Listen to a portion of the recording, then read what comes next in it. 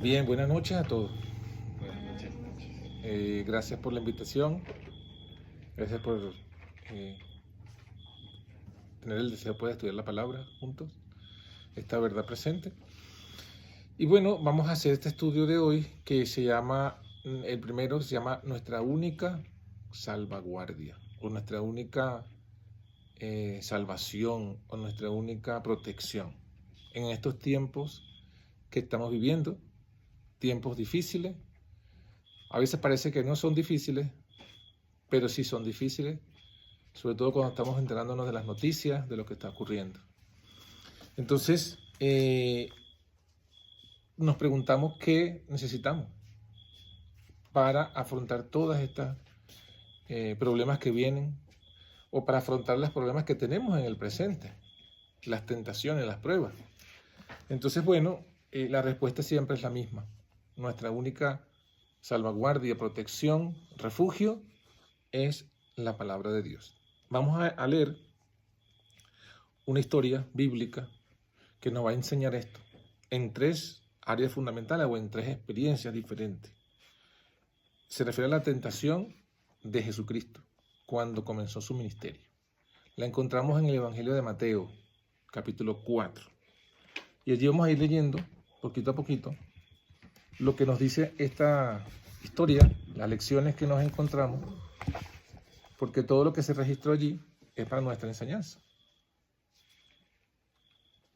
Entonces, ¿qué tenemos allí? En el capítulo 4, en el versículo 1, nos dice lo siguiente. Jesús fue llevado por el Espíritu al desierto para ser tentado o probado por el diablo. Así comienza esta historia. Esta parte del Evangelio nos dice que Jesús fue llevado por el Espíritu. Él no fue a buscar la tentación. Él no se expuso a ser tentado. Él no buscó el peligro. El Espíritu lo llevó, el Espíritu Santo, el Espíritu de Dios. Lo impulsó, lo motivó. No fue obviamente como si lo hubiese agarrado de la mano y lo llevara obligado. No, fue que el Espíritu le puso ese pensamiento, ese deseo en su corazón de ir al desierto porque llegará la hora de ser probado. La hora de ser probado, ¿por quién? Por el diablo. Entonces vemos que era una historia, o es una historia, que Jesús se sometió como parte del plan de redención. ¿Para qué? Para enseñarnos una lección. Vamos a leer el siguiente versículo. El versículo 2. ¿Alguien lo quiere leer? 4:2. Mateo capítulo 4, versículo 2.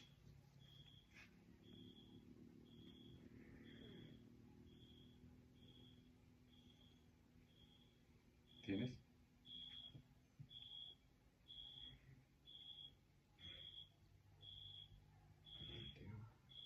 Sí, Mateo 4:2.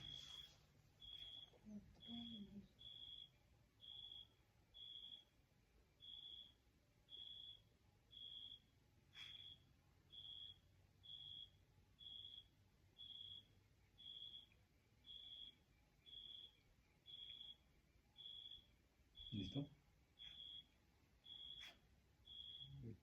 Yo voy a leer entonces. Ajá.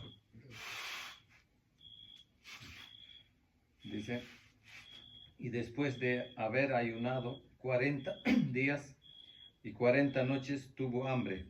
Muy bien, hasta allí. Entonces dice que cuando Jesús fue al desierto, pasaron 40 días, pasaron 40 noches. En esos 40 días, en esas 40 noches, Jesús no comió nada. No tomó nada. O sea, ni agua siquiera. Estaba, como dice allí la Biblia, en ayuno, ayunando. Ayunando y por un espacio de tiempo de 40 días, con sus noches. O sea, 40 días y 40 noches. Así que esta fue la primera prueba, la primera tentación, lo primero que Jesús hizo después de que comenzó su ministerio público, después que fue bautizado. ¿Y por qué Jesús comenzó allí? Bueno, Jesús comenzó allí porque allí fue que comenzó la historia del pecado de la humanidad.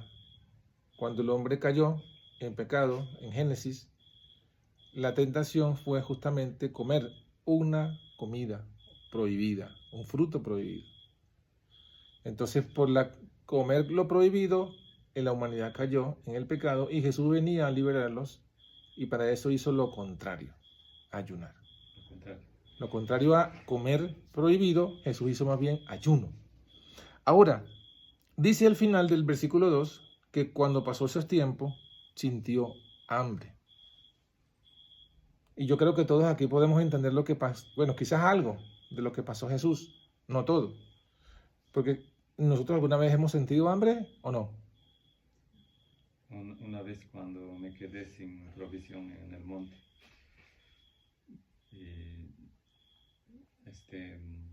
cualquier cosa que podía comer, por ejemplo, había una vez en el monte mis provisiones se acabaron y tuve que comer naranjas secas. Seca. Ajá, porque no podía más caminar, me faltaba llegar a mi casa. Cuando comí eso me dio fuerza, recobré fuerza. ¿Y cómo se sintió cuando tenía hambre? Cuando tenía hambre y no tenía que comer. No sabes, pues no hay de dónde sacar alimento, ¿no? Desesperado, pero después al descansar por lo menos probaré esto, ¿no? Tomé naranjas secas Y agarra fuerza. Ajá. Bueno, fíjense sentir eso, pero no por una comida o por un día, sino 40 días, con sus noches incluidas. Imagínense 40 días sin comer nada, 40 noches sin comer nada. Evidentemente cuando llega el hambre, cuando llega al final del momento, porque dice aquí que Jesús al final de los días tuvo hambre, tendremos un hambre también terrible. ¿Por qué? Porque el cuerpo pide, ¿no?, alimento. Y muchas veces, la mayoría de las veces, como tenemos una naturaleza pecaminosa que le damos de Adán y Eva, el hambre que sentimos no es un hambre inocente, es un hambre que está cargada de pecado. Es decir, es un hambre que quiere comer las cosas que sean gustosas al paladar, no importa si estas cosas dan salud o no. Entonces, ese tipo de hambre sintió Jesús, porque Jesús también tenía nuestra misma naturaleza. Cuando Él se hizo hombre, Él era el Hijo de Dios. Y por ser Hijo de Dios, engendrado y nacido, Él heredó también la divinidad. Él era también Dios, Hijo de Dios. Y ahora, cuando está con la carne de pecado, entonces experimenta lo mismo que nosotros, porque adquirió la misma naturaleza, se hizo carne. Ahora, versículo 3. Vamos a leer el versículo 3. Vamos a ver ahora la tentación. Ya el versículo 1 y el 2 nos pusieron en un contexto. ¿Qué dice el versículo 3? Y vino a él el tentador y le dijo: si eres hijo de Dios, di que estas piedras se conviertan en pan. Ajá. Fíjense entonces cómo comienza aquí la historia. Bueno, no comienza, cómo continúa. Dice que se acerca el tentador y el tentador le hace una sugerencia. Pero antes de hablar de la sugerencia, hay que tomar en cuenta lo primero que nos dice el versículo. Se acercó el tentador. Es decir, el diablo esperó, porque fíjense que el versículo dice, o mejor dicho, no dice que el diablo vino cuando pasó el primer día del ayuno, o el segundo día, o el tercer día. No dice nada de esos días. Dice que pasaron los 40 días, pasaron los 40 noches, y fue cuando Jesús sintió hambre. Y ahí fue en el momento de más hambre, de más debilidad de Jesús que vino el tentador. Y eso es un patrón siempre. El diablo nos tienta en el momento que tenemos más debilidad. Sea hambre o sea lo que fuere, en ese momento de mayor debilidad, Él nos viene a tentar. Ahora sí me recuerdo, una vez con mi familia fuimos a ayunar y justamente ese capítulo nos tocó leer en Deseados Adolescentes. Y ahí es donde dice, ¿no? Y esto me hizo comprender mucho mejor todavía la naturaleza humana de Cristo. Que cuando Él salió, cumplió los 40 días, que ya estaba por caerse, dice, o sea, ya no podía caminar, hasta sus ojos estaban opacos, que casi que no podía ver. Ahí es donde se aprovechó, dice el enemigo, Para tentarlo. aparecerse como un ángel de luz, ¿no? Como un mensajero. Pero donde nos damos cuenta es aquí. Aquí está poniendo una duda. Ujú. Si eres hijo de Dios. Y Jesús eso no dudó. Él sabe que es hijo de Dios. Correcto, Ujú. exacto. Muy bien. Ahí fue la tentación. Así fue que lo descubrió Jesucristo. Porque, exacto, él vino como, se presentó como si fuese un ángel que el Padre había enviado. Se presentó con la apariencia de un ángel de luz. Ujú. Y claro, cuando tienta a Jesús y le dice estas palabras, primero con una condición de duda, si eres hijo de Dios, demuéstralo. Entonces ya Jesús lo descubrió, que no venía de parte de Dios. Y además en la propuesta, porque en la propuesta, ¿qué le está tentando el diablo a hacer? Le está diciendo, demuestra que eres hijo de Dios, usa tu poder divino para convertir las piedras en pan. Porque si a nosotros el diablo nos tentara, a usted o a mí, nos tentara el diablo con esa tentación y nos dice, si eres hijo de Dios, convierta las piedras en pan. Eso no es una tentación para nosotros. Aunque tengamos 40 días sin comer. Porque sabemos nosotros que no somos Dios, que no tenemos ese poder. Pero Jesús sí sabía que Él era el Hijo de Dios y que Él tenía ese poder. Entonces para Jesús sí fue una tentación.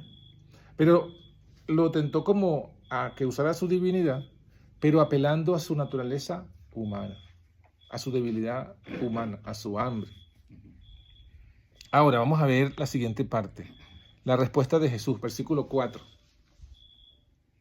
Él respondió y dijo, escrito está, no solo del pan vivirá el hombre, sino de toda palabra que sale de la boca de Dios. Ajá. Miren la respuesta de Jesús. La respuesta de Jesús es un modelo, es un ejemplo para nosotros.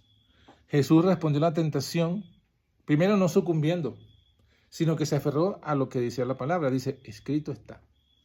Entonces ahí vemos lo que decíamos al principio. Ante esta primera prueba de Jesús, ante esta tentación que ilustra lo que sería nuestra vida cotidiana cuando siempre somos tentados por alguna cosa u otra, la forma de reaccionar ante toda tentación es escrito está. Es evaluar lo que se propone. En este caso lo propuso el diablo. El diablo le sugirió este pensamiento a Jesús hablándole. Y Jesús respondió con un escrito está. Diciéndole, no solo de pan vive el hombre, sino de toda palabra que sale de la boca de Dios. Y eso es él está citando un versículo de Deuteronomio. Jesús está citando la Biblia. O sea, cuando Jesús dice escrito está haciendo referencia a un versículo de la Biblia, del Antiguo Testamento, claramente. Porque en aquel tiempo no se había aún escrito el Nuevo. Pero él cita la escritura del Antiguo Testamento como respuesta a esa propuesta, a esa tentación. Y ni siquiera la explica, o sea, Jesús no hace una explicación del versículo, Jesús no interpreta el versículo, Jesús cita textualmente el versículo que era la respuesta a esa propuesta satánica. No solo del pan vivirá el hombre, sino de toda palabra que sale de la boca de Dios. Es decir, que cuando somos tentados, porque eso también se extiende, ¿no?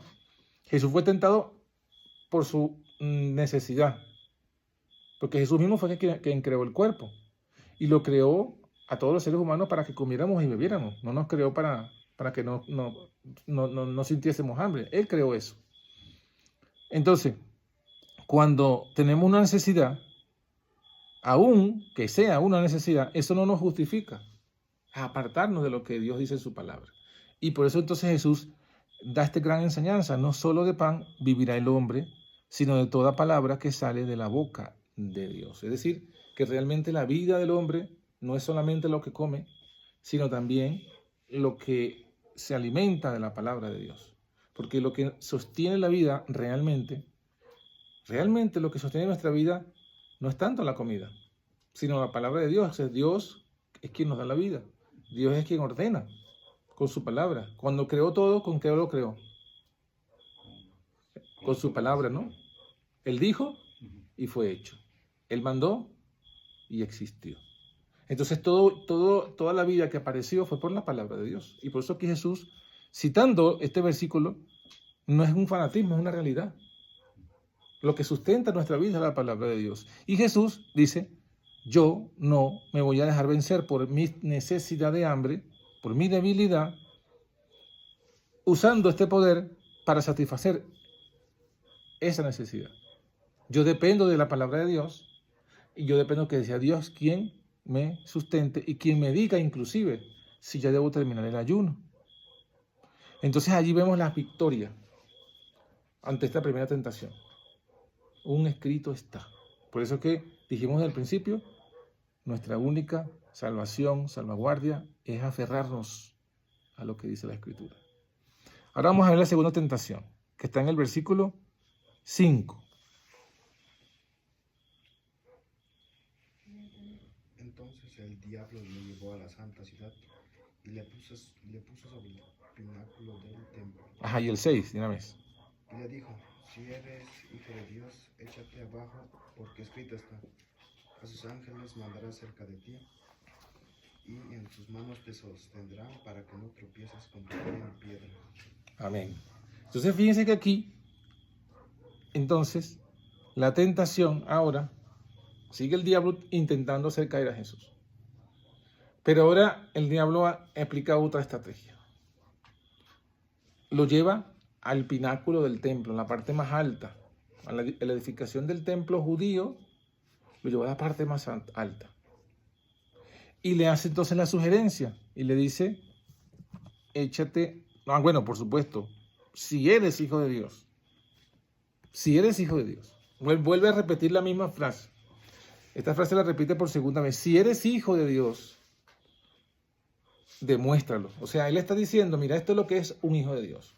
En otra forma, el diablo está queriendo decirle a Jesús lo que es un hijo de Dios. Un hijo de Dios es quien usa el poder para hacer milagros. Un hijo de Dios es quien hace otro milagro. En este caso, lánzate abajo, le dice. Lánzate abajo, desde el templo hacia abajo, para que todos vean que tú confías en lo que está escrito. Está escrito, ¿qué está escrito? A sus ángeles mandará acerca de ti. En sus manos te sostendrán para que no tropieces con tu pie en piedra. ¿Tú no acabas de decirme que tú crees en todo lo que dice la Escritura? Bueno, aquí está. La Escritura dice que Dios te va a proteger, que los ángeles te van a sostener para que no te caigas en la piedra, ni siquiera tu pie tropiece con la piedra. Eso está escrito, entonces lánzate para que se evidencie tu fe en la Escritura y para que se evidencie para todos que Dios está contigo y que tú eres un hijo de Dios.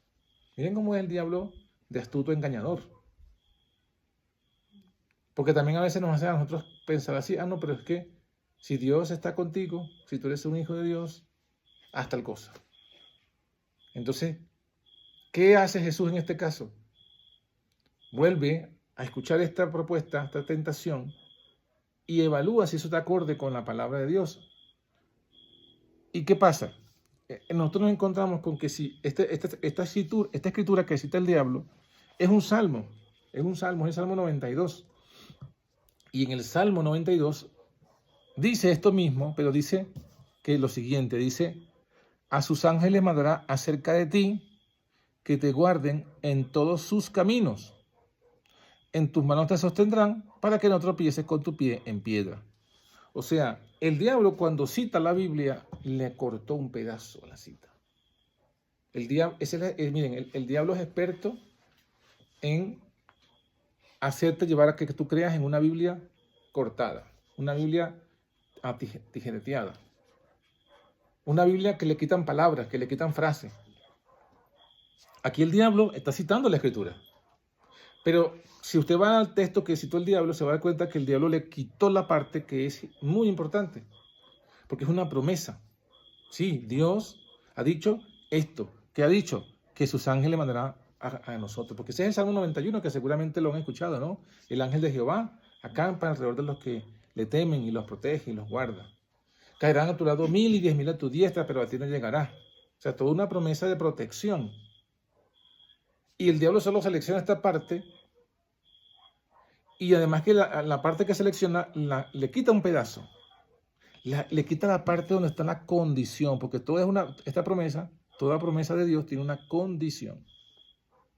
En este caso, la condición, en el texto del Deuteronomio, o del Antiguo Testamento, donde está esto, creo que es Números, perdón. La condición es que uno esté, o ande, o se mantenga en los caminos de Dios. Imagínense ahora, no, el diablo te dice, no, vete de fiesta, vete a una fiesta. Aquí existen discotecas, ¿verdad? ¿Se llaman así o tienen otro nombre? Sí, existe, no en este... Donde la gente va a bailar, a escuchar música y a bailar. Ah, sí, aquí al frente. ¿Se llama discoteca? Ajá, como que el diablo te diga, ve a la discoteca, que igual no te va a pasar nada. Ahí Dios te va a proteger. Su sangre le mandará por ti. Si te haga una idea, haz cualquier otra cosa, pero que sea algo en la que no estás en el camino de Dios. Entonces, ahí no se cumple la promesa, porque la promesa es que te va a guardar en los caminos de Dios. Y eso es lo que el diablo le está proponiendo aquí a Jesús, pero lo está haciendo manipulando las Escrituras. O sea, si la primera tentación era apelando a su necesidad de hambre, la segunda ahora es inclusive apelando a la misma Biblia, pero manipulada, pero cortada. Hay gente, inclusive religiosa, que hace esto, que comienza a decir, este versículo no vale. Este versículo no es inspirado, esto no lo dijo Jesús, esto no es así, esto no es asá. ¿Y cuál es el objetivo? El objetivo de estas personas, cuando ponen en duda ciertas porciones de las Escrituras, justamente es para echar por tierra una verdad que está allí, que es importante. Porque estas personas ni siquiera lo hacen por sí mismas. A la luz de este versículo nos damos cuenta que todas las personas que quitan partes de la Biblia están guiadas por el diablo, porque es el diablo quien tiene esa estrategia. Esa es su forma de actuar, de operar, de tentar. ¿Tú crees en la Biblia? O sea, porque la primera tentación es un milagro. Pero ¿tú crees en la Biblia? Entonces yo también tengo para ti una tentación. Y la tentación está fundamentada en algunos versículos y otros versículos eliminados. En los versículos que le convienen a la tentación. ¿Cómo responde Jesucristo ante esta segunda tentación? ¿Será que Jesús ahora va a decir, no, como me citaste la Escritura, entonces yo ahora voy a usar otra respuesta? ¿Será que Jesús cambia su respuesta?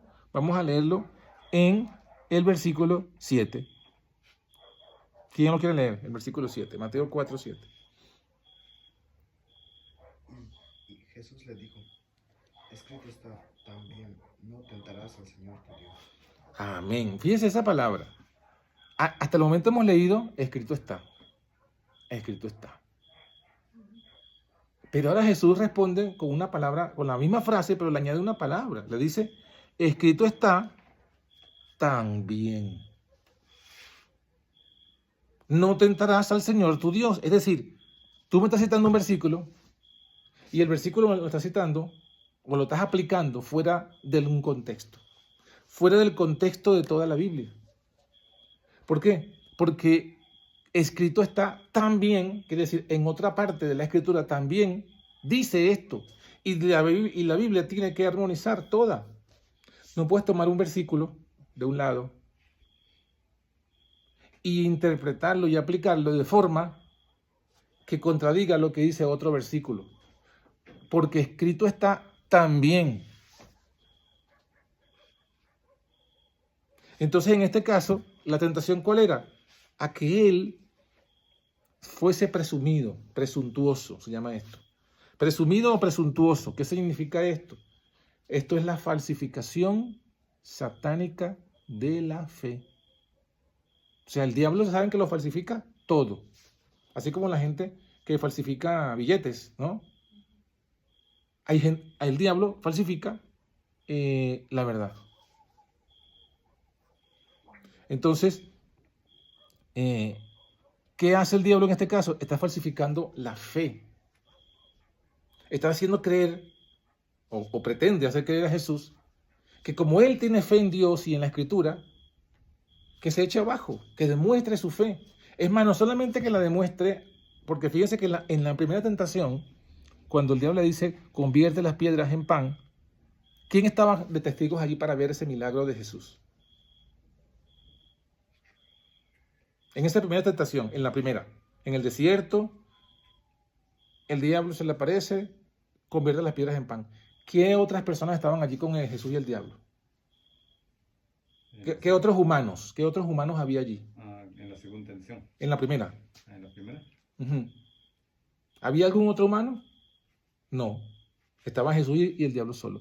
Cuando el diablo lleva a Jesús al pináculo del templo y le insta a hacer todo un show, por así decirlo, ¿no? Échate abajo, porque en la mente del diablo le quiere decir a Jesús, tú te echas abajo, los ángeles vendrán y te sostendrán.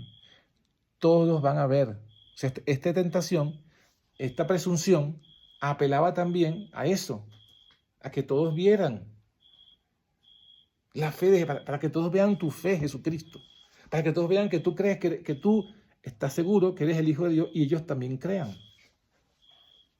Y esto no fue la única vez. ¿Se acuerdan que en una ocasión, seguramente lo han leído en la Escritura, cuando Jesús estaba crucificado, ¿qué fue lo que le dijo el diablo a través de la boca de los fariseos? Le dijo, si eres Hijo de Dios, bájate de la cruz y creeremos en ti.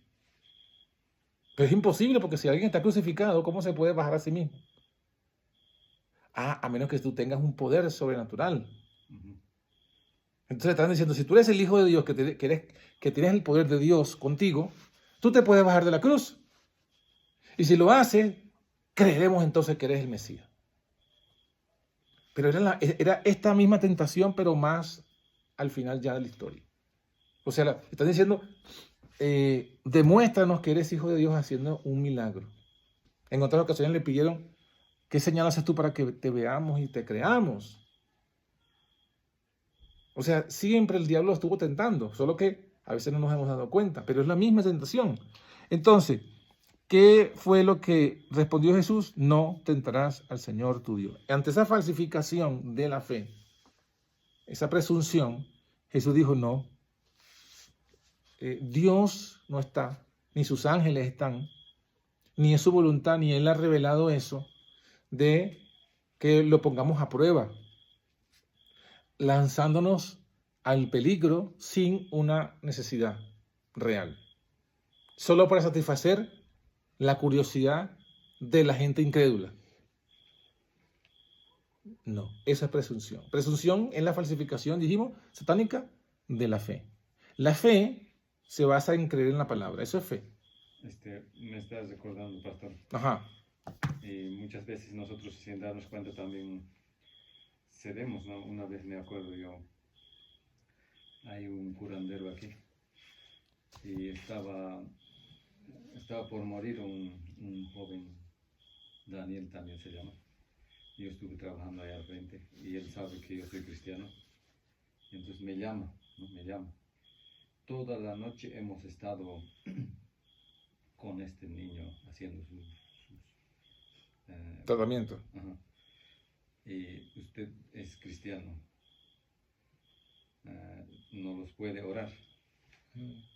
Entonces yo en ese tiempo era pues trinitario todavía, no lo entendía acerca de esta fe. Y entonces uno cede fácilmente. Él me está pidiendo no porque cree, no porque cree, sino por el milagro. Ajá. Sino por la desesperación. Ajá, por la desesperación. Y ahora me doy cuenta que es necesario comprender la palabra de Dios en su verdadero contexto. Correcto. Hay que tener esa comprensión, esa fe. Entonces, fíjense, ahí tenemos ese ejemplo, ¿no? Entender la Biblia en su contexto, no siguiendo las sugerencias del diablo o las interpretaciones del diablo de la Biblia. Entonces, decíamos, la presunción, falsificación satánica de la fe. La fe se basa en la palabra de Dios, en las promesas de Dios. Nosotros cumplimos las promesas y dejamos a Dios que cumpla. Así como cantamos ahorita, ¿no? En uno de los himnos decía que si el Señor dijo, ¿no? Que si nosotros buscamos a Dios, su justicia primeramente, todas las cosas serán añadidas. Entonces es una promesa. La promesa es que Dios nos va a añadir todo lo que necesitemos. Entonces, Pero la condición es que busquemos el reino de Dios y su justicia de primero. Pero a veces la gente dice, no, tú tranquila, tú tranquilo, cree en Dios. Dios te va a proveer todo. Pero no cumplimos la condición, que es buscarlo a Él de primero. Entonces ahí, cuando la gente te dice que confíes en Dios, sin que cumplan la promesa, la condición, que es buscarlo, eso es presunción. Eso es una falsificación de la fe. La fe verdadera cumple la condición y espera confiado en Dios. Esa fue la segunda tentación. Escrito está también, no tentarás al Señor tu Dios. Vamos a ver la última tentación. Vamos a leerla en el versículo 8 y 9. ¿Cuál fue la siguiente tentación? Otra vez le llevó el diablo a un monte muy alto y le mostró todos los reinos del mundo y la gloria de ellos. Y le dijo, todo esto te daré si postrado me adorares. Muy bien. Aquí el diablo finalmente se quitó la máscara. Porque antes solamente se había presentado como alguien que estaba buscando ayudar a Jesús. Convierte las piedras en pan para que deje de pasar hambre. La seta de abajo para que todos vean y te crean. Tú no has venido a que te crean. Bueno, todos ellos te van a creer. Pero ahora el diablo le dice claramente que quiere que lo adoren. Pero el diablo le dice, mire, le llevó a un monte alto. No lo llevó ahora al templo, sino a un monte. Y en el monte dice que le mostró todos los reinos del mundo y de su gloria. O sea, le mostró todos los imperios. en esa parte dice que lo mostró así castillos, paraísos. La gloria. La gloria. Le mostró los reinos del mundo en su gloria. En su gloria. No le mostró las partes feas de los reinos del mundo. Ajá. Como por ejemplo lo que hoy se puede ver, a gente pobre, gente enfermo. Es como si fuese hoy, por ejemplo, exacto, tomando esa idea, es como que el diablo llegase a Jesús y le mostrase en Estados Unidos el palacio, la Casa Blanca, el poder militar de los Estados Unidos, y no le mostrase las partes de Estados Unidos donde están los pobres, la gente enferma, la gente que está drogada y todo eso. Solamente le mostró lo majestuoso, lo lujoso, lo glorioso, lo poderoso de los reinos del mundo de su momento. Seguramente el primero que le mostró fue Roma, la ciudad de Roma, el poder de los césares, de los emperadores, y también los otros imperios, la del de Egipto, los que todavía quedaban de Babilonia y todos esos. Entonces, después que digámoslo así, le llenó los sentidos de la vista a Jesús con toda esa gloria, porque acuérdense que eso también es una debilidad del ser humano. Dice el apóstol Juan que está la concupiscencia de la carne, pero también está la concupiscencia del corazón y dice la concupiscencia de los ojos. Entonces, ahí apeló a eso, a esa parte de la debilidad humana, le mostró la gloria de todos los reinos y le dijo, todo esto te daré, todo esto te lo daré. Realmente le está otra vez apelando a Jesús en cuanto a su misión, porque Jesús vino ¿a qué? A buscar lo que se había perdido. Y una de las cosas que se perdió cuando el hombre pecó fue el reino. Porque en el plan de Dios, si no hubiese habido pecado, Adán se hubiese sido el rey de la tierra. Sus hijos los reyes de cada de sus regiones. Porque Dios le había dicho a Adán que se multiplicaran y que se esparcieran. Entonces todos iban a ser, digamos, ciudades o cosas así. Y todos iban a tener como al Adán, como era el patriarca, el primer hombre iba a ser como el rey. Porque, y Dios le había dejado a Adán la potestad, ¿no? Le dijo en Génesis, dice en la Biblia, que le dijo a Adán, llenad la tierra y sojuzgadla. O sea, mantén el juicio tú sobre toda la tierra. Y iba a ser el juez sobre toda la tierra. Cuando Adán peca, entonces ese dominio que tenía Adán se lo quitó el diablo, se lo arrebató el diablo. Se lo va a arrebatar. Y por eso es que el diablo le hace esta promesa. Le dice, te daré todo eso, porque de verdad lo tenía el diablo, porque se lo había arrebatado a Adán. Y Jesús aquí había venido a rescatar lo que Adán perdió. O sea que esto de una forma u otra es una propuesta que le está haciendo el diablo a Jesús de la siguiente manera. Te devuelvo todos los reinos del mundo. No tienes ni siquiera que morir en la cruz. Porque sabemos que, ¿cómo fue que Jesús destruyó al que tenía el imperio sobre la muerte? Muriendo. Lo dice el libro de Hebreos. Entonces el diablo está proponiendo de nuevo lo mismo. No vayas a la cruz. No hace falta que vayas a la cruz para recuperar los reinos del mundo. Yo te los devuelvo, pero con que tú reconozcas una cosa. Porque tú hagas una cosa a esta condición. ¿Cuál es la condición? Tienes que adorarme. Si postrado me adoras, ahí sí te los devuelvo. Otra vez, ¿no? Entonces aquí otra propuesta, otro pecado, o sea, está proponiendo que peque, que transgreda el mandamiento número 1, y eso es lo que Jesús le responde, que él responde a Jesús en el versículo 10. Entonces Jesús le dijo, vete, Satanás, porque escrito está, al Señor tu Dios adorarás y a Él solo servirás. Amén. Fíjate que en esta ocasión, ¿cómo sabemos que aquí fue que Jesús, o sea, que el diablo se quitó la máscara, la apariencia, y se mostró cómo era? Porque Jesús le dirigió directamente a él la respuesta. En otras ocasiones, no le respondió, no lo identificó, pues no le dijo quién era. Solamente le dijo, escrito está, escrito está. Pero en esta tercera tentación le dijo, vete, Satanás. Porque ya se identificó con esa propuesta, con esa tentación. Se identificó como el diablo, como el adversario.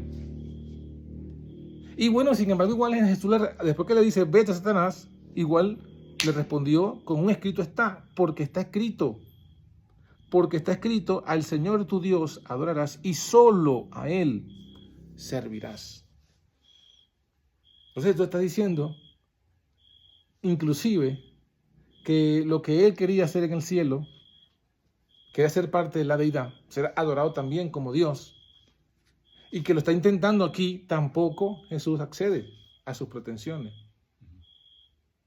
Él quería ser, y ustedes han escuchado seguramente eso, lo han leído, estaban el Padre y estaban el Hijo, y Lucifer quería ser el tercero allí, el tercero en ser adorado, porque él era el tercero, él sí era un tercero, él era un tercero, pero no como Dios, no era un tercer Dios, era en la jerarquía el que seguía a Cristo.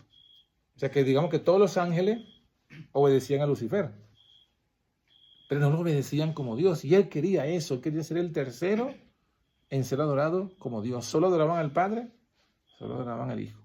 Y aquí él está repitiendo entonces su tentación, su deseo, está volviendo a decirle su deseo desde el principio, quiere que lo adore. Es más, ya aquí se ha puesto peor el diablo, por así decirlo, porque ahora no es que quiere ser el tercero, ahora quiere ser el segundo, porque le está diciendo a Jesús que lo adore a él.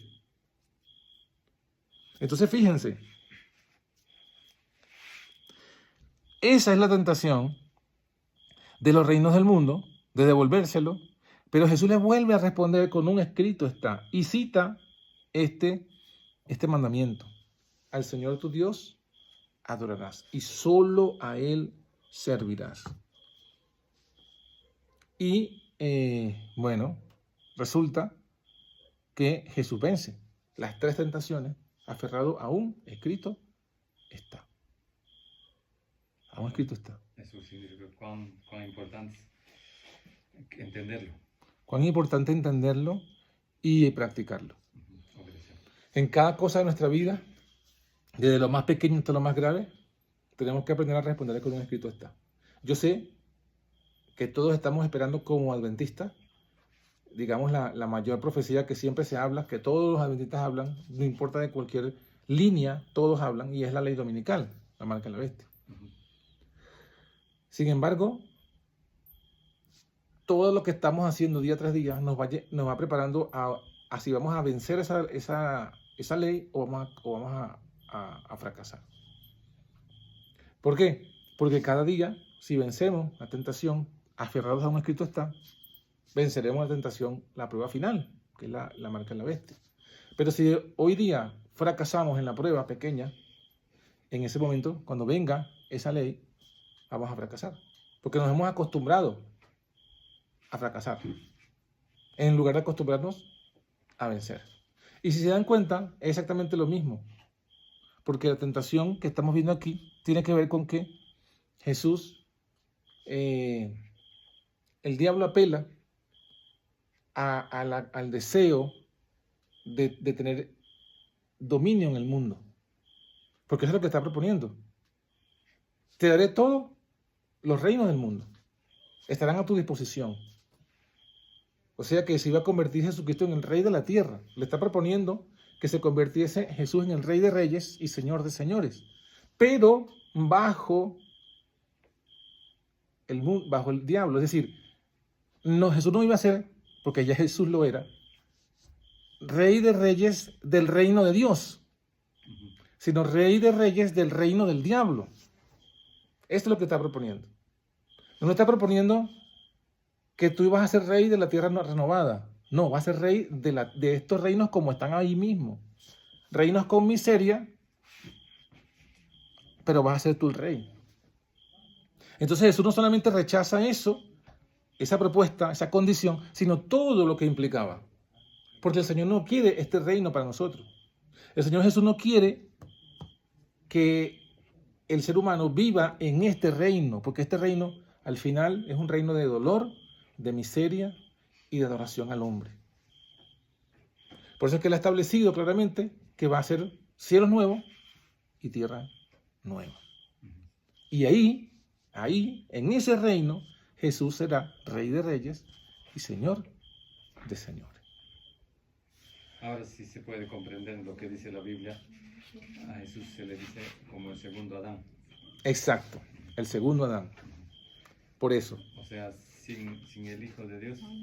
Buenas noches, bienvenida. Dios le bendiga.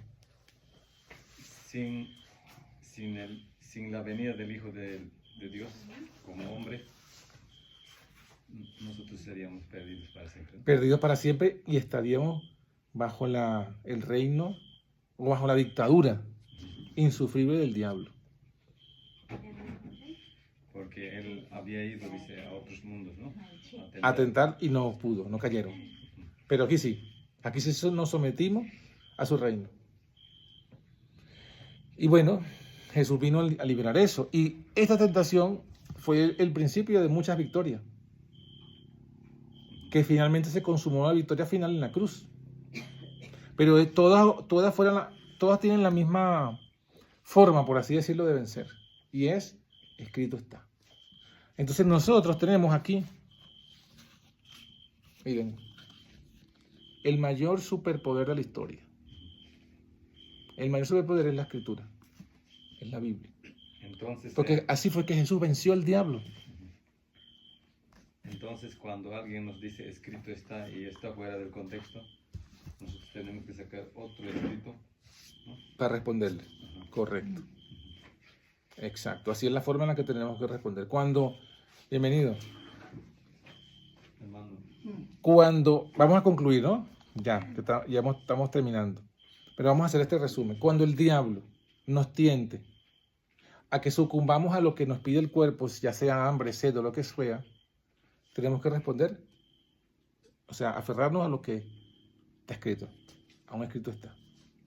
Cuando el diablo nos tiente con cuestiones religiosas, que es una tentación, con la Biblia fuera de contexto, con doctrinas fuera de contexto, tenemos que responderle con un escrito está también. Otro versículo. Y cuando el diablo nos tiente con someternos a los poderes del mundo, económico o político, y esos poderes nos quieran hacer que desobedezcamos a Dios en algún mandamiento, tenemos que responder no. Nosotros no lo hacemos porque escrito está. Si nos piden que adoremos a alguien, no, solo se adora a Dios. Si nos piden que adoremos una imagen, no, solo se adora a Dios y Dios dice que sin imágenes.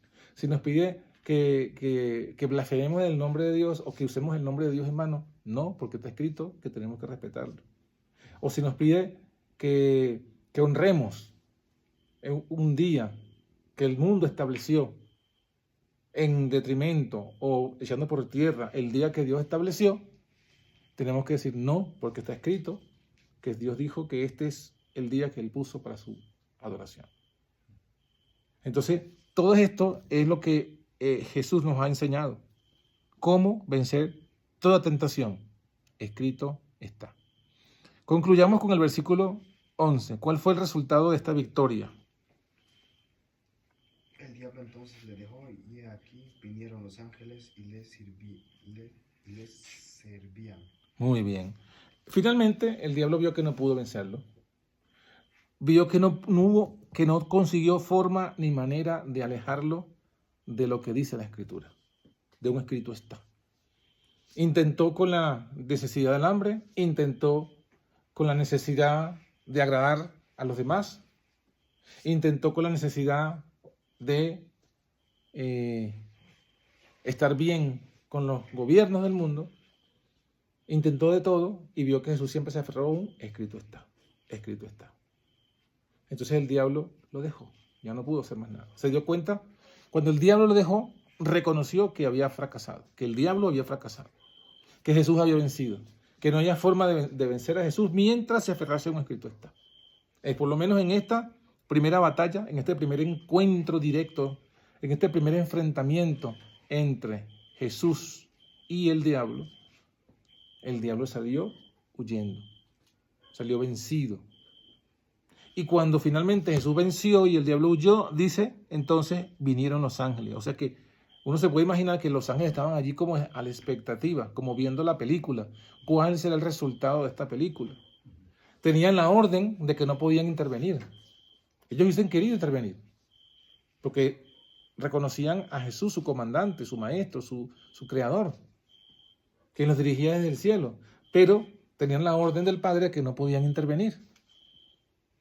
Y entonces estaban allí en la expectativa. Cuando finalmente el diablo se fue derrotado, entonces vinieron los ángeles y le servían, le sirvieron, le trajeron la comida, así como se la trajeron a Elías, los ángeles, aquí también, pero después que Jesús venció. Entonces a veces pasa que nosotros no vemos a los ángeles. Jesús no veía a los ángeles. Y pensamos que estamos desamparados y solos. Y a veces por eso sucumbimos, pero no. Los ángeles están allí, también así como estaban con Jesús, están con cada uno de nosotros esperando, viendo qué va a pasar de nuestra historia. ¿Qué haremos nosotros con nuestra historia? ¿Venceremos o nos dejaremos vencer? ¿Nos aferraremos a un escrito está o nos dejaremos llevar por las ideologías del mundo, del ser humano o del mismo diablo? Por vientos de doctrinas, ¿no? O por vientos de doctrina, exacto. Que también son filosofías del diablo. O sea, lo que nos da a entender es esta, ¿no? Que nosotros a medida que vayamos entendiendo la Biblia y la fe es obedeciendo, ¿no? Se confirma. Entonces, si nosotros ya sabemos la Biblia y nosotros obedecemos, entonces cada parte de la tentación estamos venciendo, porque la victoria de Cristo también sería nuestra. Amén. Los ángeles estarían como de lejos mirándonos, ¿no? En cada prueba que nosotros tenemos. Y si nosotros nos aferramos a un escrito está, entonces vienen a ayudarnos, ¿no? Correcto. A ayudarnos y a servirnos. Que eso fue lo que le dijo el ángel, ¿no? A Juan, yo soy consiervo tuyo. Y también está en el libro de Hebreos, cuando dice que los ángeles son espíritus ministradores, enviados en ayuda a los que son herederos de la salvación. Entonces, bueno, esa historia es bueno que la repasemos, que la veamos, que la leamos y que saquemos cada vez más entre enseñanza de allí, porque esto se repite siempre en todos nosotros. Estas 3 tentaciones las repite el diablo con cada uno de nosotros en diversas formas, a nuestro nivel, pero igual son en esencia lo mismo.